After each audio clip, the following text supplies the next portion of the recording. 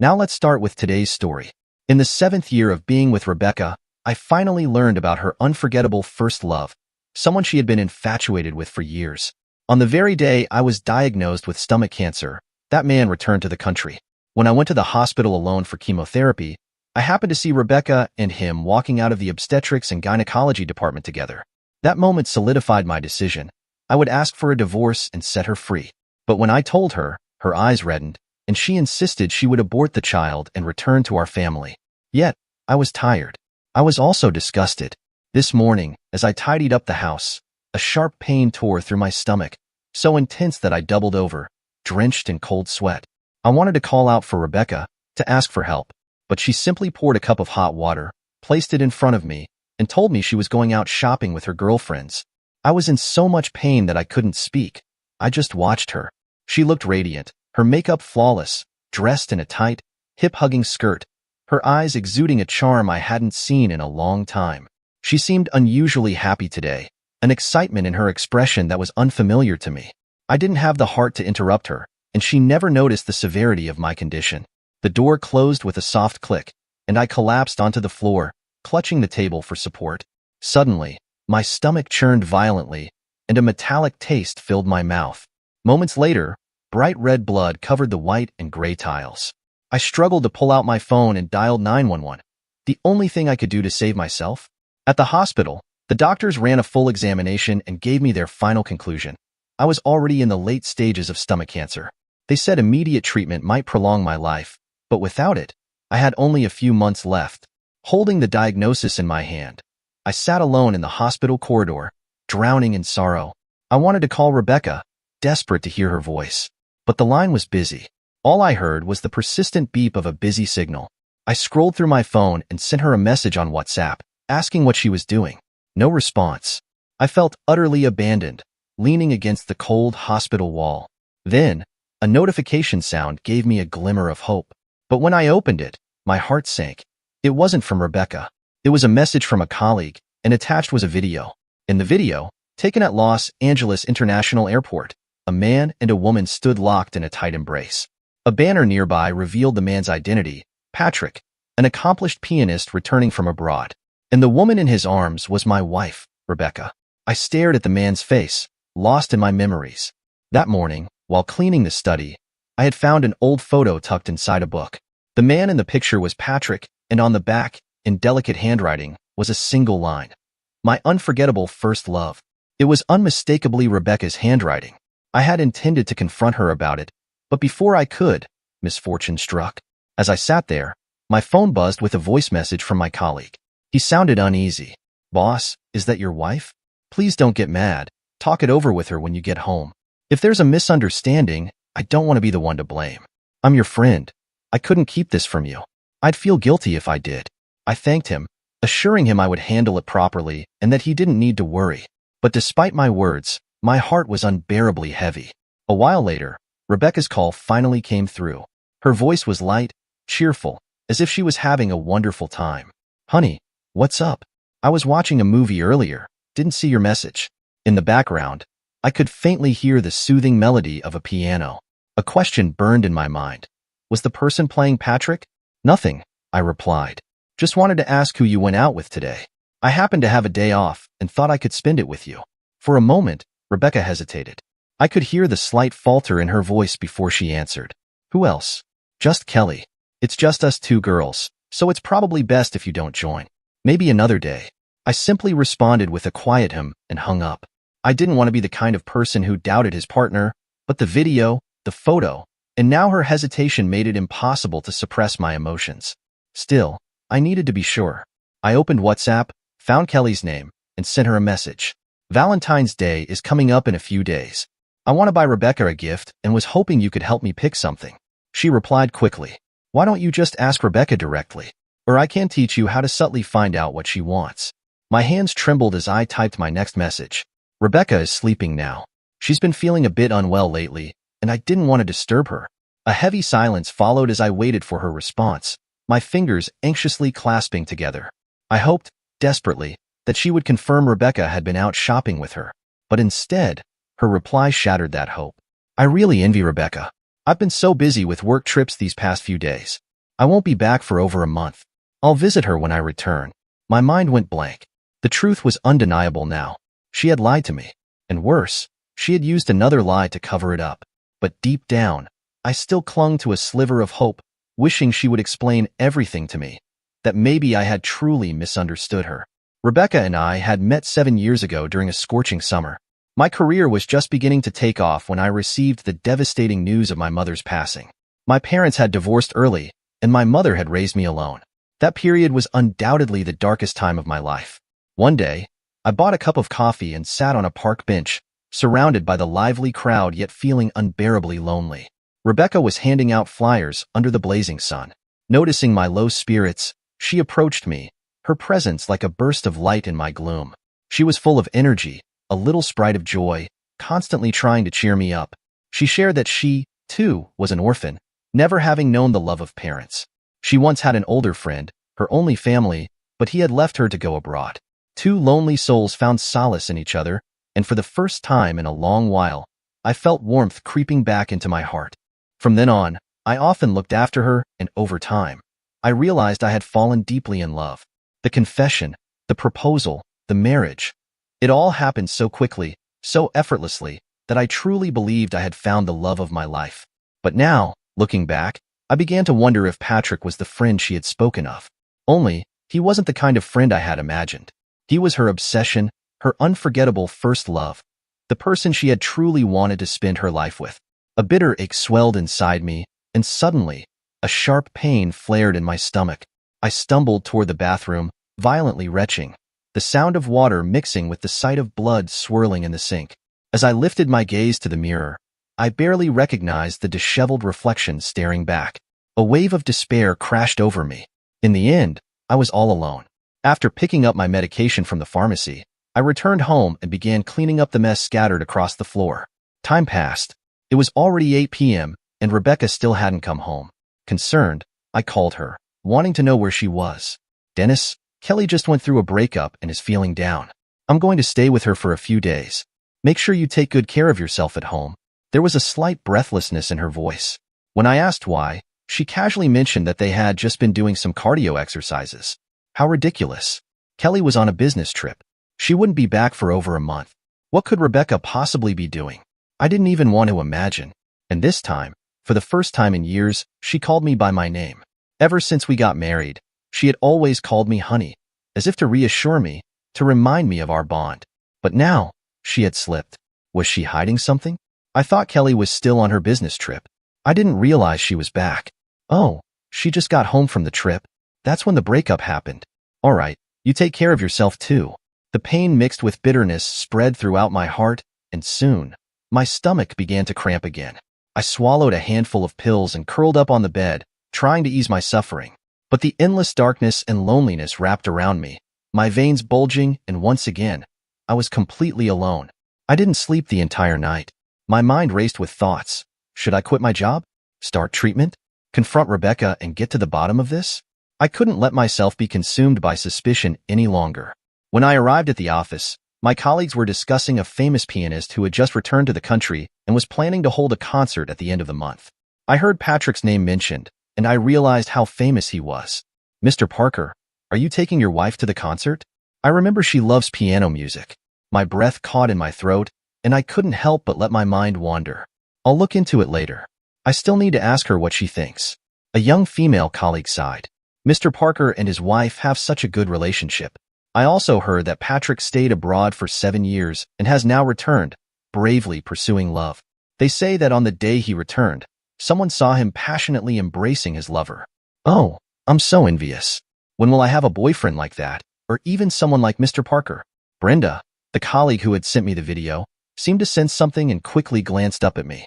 Seeing my unusual expression, he hurried to assign work to the girl, steering the conversation away with a forced smile. "Boss, your wife would never betray you. You have to stay strong. We all need you to lead us." He whispered in my ear, trying to comfort me. "I might need to take some time off. You'll have to lead the team while I'm gone." Brenda gave me a hearty pat on the shoulder, his carefree attitude making him the colleague I trusted most. "Boss, don't talk like that. It sounds like you won't come back. I know you have important things to take care of at home. We'll be waiting for your return." I wanted to say something, but I stopped myself, finally nodding silently. I asked the higher-ups to keep my resignation a secret or only tell them after I had left. I checked myself into the hospital alone. The doctor seemed surprised to see me by myself. "Young man, aren't you married? How can you do this alone? You need someone to take care of you." "It's fine. I'll hire a nurse soon." On my first day in the hospital, I contacted Rebecca and told her I was sick. I had cancer. She laughed and said I was joking. "Rebecca, you've been gone for a week now. When are you coming home? Can't you, as a grown man, stop being so caught up in love all the time? I want to have my own life too, but I really don't have much time left. I have cancer. Can you stop using that as a reason to threaten me?" Who would believe that? The call abruptly ended, and she seemed a bit angry. The pain from the chemotherapy was truly unbearable. My hair began falling out in clumps, and at times, I couldn't help but vomit blood. Each day, I survived by getting hooked up to various 4 drips, unable to eat anything. For an entire week, Rebecca didn't call. The torment of cancer left me barely enough energy to care about anything else. In a moment of boredom, I flipped through the calendar and realized that today was Valentine's Day. I didn't need Kelly's help. I had prepared a gift long ago, and it was sitting on the nightstand in our room, but Rebecca had never noticed it. I couldn't resist calling her, hoping to hear her voice. "Rebecca, today is Valentine's Day. I've taken the day off. Are you still at Kelly's? I can come find you." Her voice sounded hurried and a bit impatient, with background noise that suggested she was at an amusement park. "Dennis, Kelly's feeling down. How could we flaunt our love in front of her? That would just rub salt in her wounds. It's just another Chishi festival. We can celebrate next year." With that, she hurriedly hung up, and all I heard was the beep of the call ending. How could it be the same? I might not live to see next year. The days of treatment had disrupted my routine. The pain tormented me so much that I couldn't sleep through the night. If I hadn't suddenly remembered to check my phone, I wouldn't even know what day it was. It was already the end of the month, and I remembered the young girl mentioning that Patrick would be holding a concert at the end of the month. I took out my phone, something I hadn't done in a while, and began scrolling through entertainment news. Around 3 p.m., just after finishing my chemotherapy, I saw a trending topic shoot to the top on X. The hashtag Patrick gets his girl blazed at the top, and I clicked on it. It was a video shot by the media, with related reports. In the video, Patrick was kneeling on one knee, offering Rebecca a bouquet of pure white roses. Rebecca, overjoyed and tearful, threw herself into Patrick's arms, and the two were united in love. Who could have imagined that the female lead in the video was a married woman, and her husband was currently battling a life-threatening illness? Rebecca called me herself, trying to explain. "Dennis, he's the friend I told you about. Everything online is just the media making things up. They misunderstood. I didn't want to think about it anymore. After all, I was dying soon." "All right, Rebecca, I believe you. So when are you coming home?" For a moment, neither of us said anything. Maybe my voice was too weak, and Rebecca could sense something, or perhaps she was wondering why I was so willing to believe her. In the end, I'm not sure who ended the call, but the silence was broken, and it disconnected. At that moment, I thought there was nothing left I couldn't accept, but fate had a cruel trick in store, and it made me run into Rebecca at the hospital. The height of summer had passed, and September, with its golden autumn, was in full swing. After being cooped up in the hospital for too long, I asked the nurse to accompany me outside for some fresh air. The greenery around the hospital was soothing, and a few white doves flew across the square. But as a chill settled in the air, I decided it was better to head back to my room. Just as I turned to leave, I heard a few whispered words carried by the wind, freezing me in my tracks. I heard Patrick, who's been all the rage lately, has a girlfriend who's pregnant. Someone saw them entering the obstetrics and gynecology department. The words hit me like a punch, and I felt unsteady on my feet. The nurse beside me overheard and couldn't resist making a joke. "That guy sure moves fast. It's only been half a month since the end of August, and his wife is already pregnant." Obviously, they were together before he even returned to the country, putting on a show for everyone. How fake. I wasn't sure if it was anger or something else, but a wave of nausea hit me. "Sir, are you all right? Please, help me to the obstetrics department. I want to see something." "Didn't expect you to be so curious, sir." I didn't respond, and we walked in silence the rest of the way.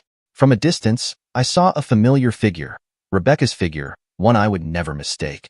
At that moment, Patrick was crouching beside her, his head gently pressed against her stomach. The two of them exchanged smiles, and the air was thick with the sickly sweet scent of love. That scent made me feel nauseated. Since we got married, Rebecca had always been reluctant about our intimate moments, even insisting on living a child-free life. I thought it was because she was afraid of the pain, and I respected her wishes. But now I realize the truth. She just didn't want to be with me. She didn't want to have a child with me. My stomach began to cramp, and I bent over, gasping for breath. "Sir, are you okay?" The nurse's voice was loud, drawing the attention of everyone around us, including Rebecca. Her expression was one of shock, as if she couldn't understand why I was here. The nurse helped me to the nearest bench, and I asked him to bring Rebecca over. I wanted to go to her myself, but that place was meant for welcoming new life. They were the future of this world, and I didn't want them to see someone like me or hear about such filthy things. I leaned back against the cold wall, watching Rebecca gently caress her abdomen as she slowly walked toward me. "Dennis, what are you doing here?" The nurse, assuming Rebecca was Patrick's girlfriend, spoke bluntly. "The gentleman is in the late stages of stomach cancer." "Dennis, what's going on?" Rebecca's voice was hoarse, tinged with a sob. What was going on? I wasn't entirely sure myself. After we got married, Rebecca stopped handing out flyers at the park entrance and said she wanted to be a stay-at-home wife. Even then, I never made her do any housework, wanting to keep her life comfortable. I worked hard, drinking and socializing endlessly, to provide for her. She loved luxury goods, and whenever she bought them, she never batted an eye. I worked my way up from an employee to vice president, but as I climbed, my body began to break down. I knew it wasn't her fault. If anything, I would have worked hard regardless. Still, I couldn't shake the feeling of sadness, as if all the effort wasn't worth it. If she didn't like me, why did she accept my proposal in the first place? And if she did accept, why couldn't she remain faithful to our marriage? Why choose to cheat? "I told you before, I have stomach cancer. I'm going to die soon," I said, my voice strained. The doctor advised me to stay calm, to avoid any strong emotional fluctuations. Maybe I was overwhelmed, because the pain in my stomach twisted violently. My teeth bit down so hard that they broke the skin of my lips. Finally, amidst Rebecca's desperate calls, I lost consciousness. When I woke again, I was back in my hospital room. Instinctively, I reached out for a glass of water, but I noticed Rebecca sitting beside me. It had been over a month since we last saw each other, and now, seeing her again felt like a lifetime had passed. She held a cup of water and offered it to me, but I couldn't sit up to drink it. The nurse quickly arrived, placing a straw in the cup. Rebecca looked a bit embarrassed, unsurprising since she had never taken care of anyone before. "Honey, I'm sorry, it's all my fault." I shook my head, not understanding why she suddenly switched back to calling me honey, but I didn't want to hear it anymore. "Rebecca, let's get a divorce. From now on, just call me by my name." Tears filled Rebecca's eyes, and she began sobbing softly, shaking her head repeatedly. "No, I don't want a divorce. Let's not divorce, please." I couldn't understand what she was holding on to. Wasn't her first love, Patrick, already back? Why wouldn't she let me go? "Rebecca, you're pregnant, aren't you? Whose child is it?" I asked, staring sharply at her face as her eyes darted around. "It's Patrick's, isn't it? Kelly has been on a business trip this month. What breakup were you supposedly comforting her for?" I was getting emotional, yelling out all the grievances and dissatisfaction that had been building inside me. "Rebecca, I saw that photo in the study. He's your unforgettable first love, the one you've been waiting for. I don't care that you deceived me. Now that he's back and you're carrying his child, why can't you just let me go?" My heart raced, and my stomach churned with waves of nausea. Rebecca covered her face with both hands, large teardrops slipping through her fingers. But my sharp eyes caught the blisters on her hands, marks left by splattering oil while cooking. My heart grew colder. I had never let her into the kitchen in our 7 years together. She had never cooked for me. The girl I had loved and spoiled had turned around and cooked for someone else. In the end, I wasn't worth it. "Honey, I really never thought about divorcing you," Rebecca repeated. But to my ears, it was like nails on a chalkboard. I couldn't help but roar like a madman, pounding my fists against the bed frame. She didn't want a divorce. So what did she want? To have her cake and eat it too? A husband who took care of her every need on one side, and her unforgettable first love to keep her happy on the other? How bold she must be to say such things. At that moment, Patrick burst in, cradling the sobbing Rebecca in his arms, his eyes filled with hostility as he looked at me. "Dennis, do you know that Rebecca is pregnant and can't handle any emotional stress? Are you deliberately trying to make her suffer?" Patrick's words, dripping with self-righteousness, left me stunned. "Rebecca is my wife, and she's carrying your child. Now I'm dying. Who's asking if I'm okay? Patrick, as long as I'm alive, you'll always be known as the affair partner. Although I had already decided on divorce, I couldn't resist shooting back at him. Seeing his face twist with anger gave me a small sense of satisfaction amidst the misery I was living. Rebecca leaned into Patrick's arms, burying her head against his chest. They really did seem like the perfect couple. Rebecca will divorce you soon. I honestly hope she just divorces me already, but deep down, I can't shake the feeling that with someone like her, I won't be rid of her even in death. Wouldn't surprise me if she shows up at my funeral, claiming she was my one true love. After they left, the room fell eerily silent. The nurse, clearly shocked, looked at me. Sir, I never imagined someone who looks so decent could act so despicably. What a pair of scoundrels. His defense of me brought a small warmth to my heart, at least knowing there was someone on my side. Unexpectedly, the incident at the hospital was recorded by someone and uploaded to the internet. It quickly became a viral topic, sparking widespread discussion. Patrick was branded a homewrecker, and his relationship with Rebecca was dragged through the mud. The comments section was flooded with insults, calling them scumbags and a cheating couple, with people hurling the harshest curses their way. Soon, people at the company saw the video and learned about my stomach cancer. They rallied behind me, using their social media to show their support. I'm one of Dennis's subordinates. Our boss works himself to the bone, drinking and socializing, and ended up with stomach cancer just to support Rebecca. Her cheating is just inhumane. Mr. Parker is diligent and truly loves his wife. It's hard to believe such a good person could be betrayed like this.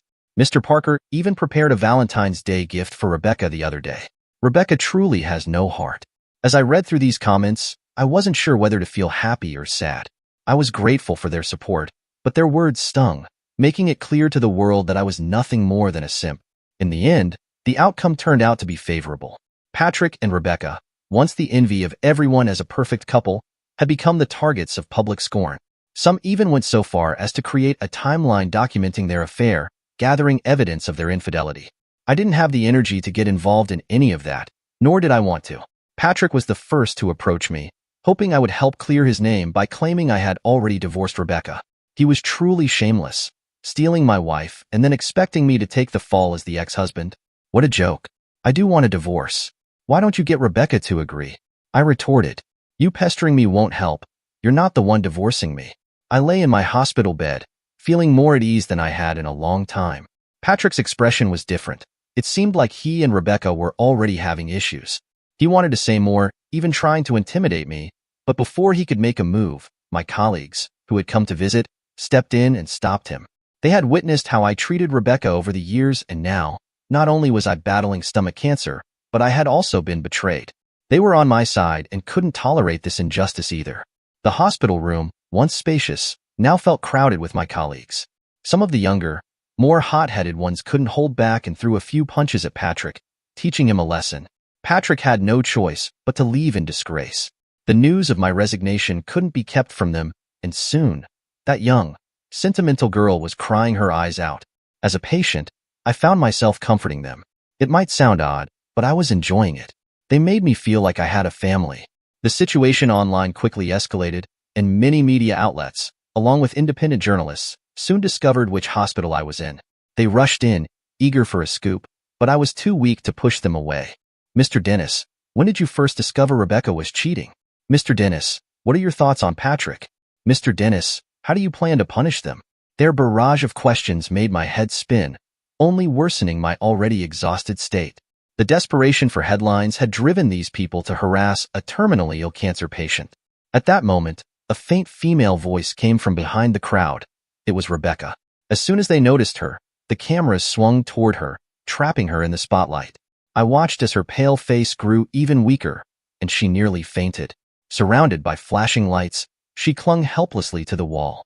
Thankfully, the nurse arrived just in time, and security escorted everyone out. I never imagined that Rebecca could be so ruthless, but not toward me, toward the child in her womb. When she returned, her abdomen was flat, and her face was haggard. Honey, I've aborted the child.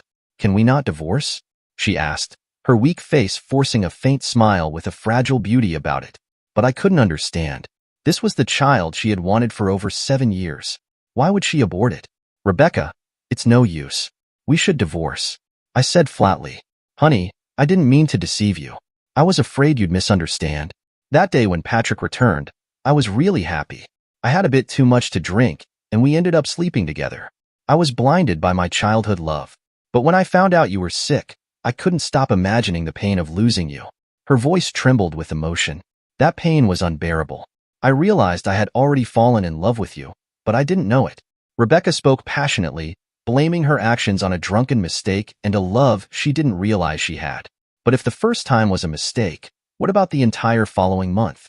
If she hadn't discovered that I was terminally ill, would she have ever realized her love for me? It felt so hypocritical. I voiced these thoughts to Rebecca, leaving her speechless. She stuttered, trying to argue but couldn't find the words. Honey, I went home yesterday and saw the Valentine's Day gift you left for me on the nightstand. You still love me. So, she saw the gift. Maybe I did love you then, but I don't anymore. Rebecca's eyes gradually dimmed, but no matter what I said, she was still determined not to divorce me. Rebecca, I don't want to see you. The love I had for her had long been eroded by her lies and betrayals, leaving nothing behind. She shook her head desperately, trying to throw herself into my arms as she once had, but I coldly dodged her. I wanted to send her away, but she insisted on staying to care for me. This only irritated me further. She had never taken care of anyone, and she had just had an abortion, leaving her body weak. What was she trying to prove by staying? Outside, the leaves were already turning yellow, scattered by the autumn wind, drifting everywhere. Just like me, lonely and broken, my body falling apart. The summer that once lived in my heart was long gone. It was no longer the warm, comforting season I had known. The nurse was openly hostile toward Rebecca, often making things difficult for her. Yet, surprisingly, Rebecca endured it all. What puzzled me even more was that she had been there for 3 days, and Patrick hadn't come looking for her. It seemed like the unpredictable nature of a woman's heart had turned its tides. On the 5th day, Patrick limped into my hospital room, wearing a patient's gown. I was surprised to see him. When he saw Rebecca attending to me, his anger flared. He grabbed her by the collar, ready to start a fight, but the nurse quickly intervened. Rebecca, you have no heart. You took advantage of me when I was drunk, tied me up, and if it weren't for a paparazzo sneaking in this morning, I would have starved to death at home. The words came out in a rush, and I could only watch in disbelief.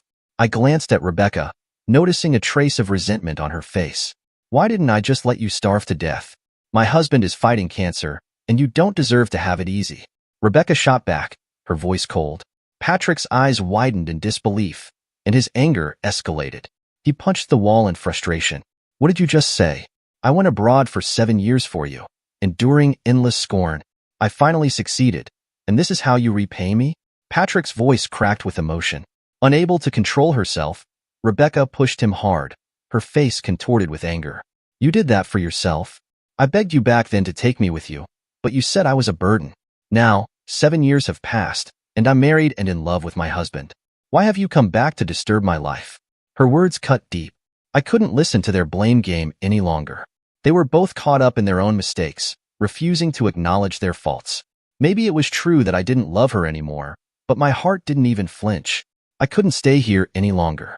The chemotherapy was painful enough, but with them constantly disturbing me, it felt like I couldn't even die in peace. When Patrick found out that Rebecca had aborted the child, he collapsed onto the floor in despair. Perhaps that had been his last hope, now shattered beyond repair. Rebecca, with one hand on the table and the other on her abdomen, suddenly began to laugh. It was a twisted laugh, filled with a sense of satisfaction, as tears streamed down her face. Both of them were mad, lost in their own delusions. The noise grew so loud that a nurse came to check on them, scolding them to bring an end to the chaos. But for me, it was time to leave. I asked the nurse to process my discharge papers, and while Rebecca went out to buy food, I quickly slipped away from the hospital, determined to escape the madness. The nurse urged me not to do it, but it didn't matter anymore. I didn't want to continue the treatment. Instead, I decided to spend the time I had left exploring the beautiful landscapes of my country. When I asked the nurse, who had just graduated, if he wanted to join me, he agreed. Together, we set off on a journey. Originally, I had planned to hike up the Adirondacks to see the autumn leaves, but my body couldn't handle it, so I settled for resting at the foot of the mountain. We then went to the coast of Maine, where the sight of the deep blue ocean gradually brought peace to my mind. Next, we traveled to the Rocky Mountains, where we marveled at the grandeur of Mount Elbert and nearby lakes. In Santa Fe, New Mexico, we rented a small inn to stay in, but my health continued to decline, forcing me to stop and rest. One evening, I received a call from a colleague. To my surprise, it was Rebecca on the other end. "Honey, we're not going to get divorced, right?" she asked. I didn't respond because, at that point, none of it mattered to me. I had no intention of continuing this entanglement. I was going to die soon. "Honey, I'll give you an explanation," she said before hanging up. It wasn't until the next day that the nurse rushed in, panic in his voice, showing me his phone with the news. That's when I understood what Rebecca meant by an explanation. Patrick was dead. The news reported that the renowned pianist had been found dead in his villa, the victim of a gas leak that caused an explosion. By the time his body was discovered, it had been burned beyond recognition, his face completely disfigured. It was easy to imagine the immense pain he must have endured before he died.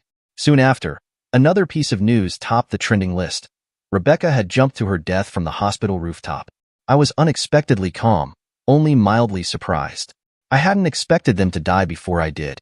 This was merely the consequence of their own actions. My colleagues at the company called me one after another, especially the one who had lent Rebecca his phone that day. He felt guilty for giving Rebecca his phone, thinking he shouldn't have done it. I reassured him that it was okay and that they had brought this upon themselves. However, Brenda was indignant, repeating several times that they deserved it, which made me chuckle a little. They had wanted to visit me, but I was already nearing the end of my life. Their visit would only add to the sorrow, and I didn't want to endure any more goodbyes. 7 summers ago, my mother passed away from stomach cancer as well. Perhaps I should have foreseen my own fate. I gave a portion of my savings to the nurse, paying him for accompanying me through the final stretch of my life. After years of saving, I realized the amount was quite substantial.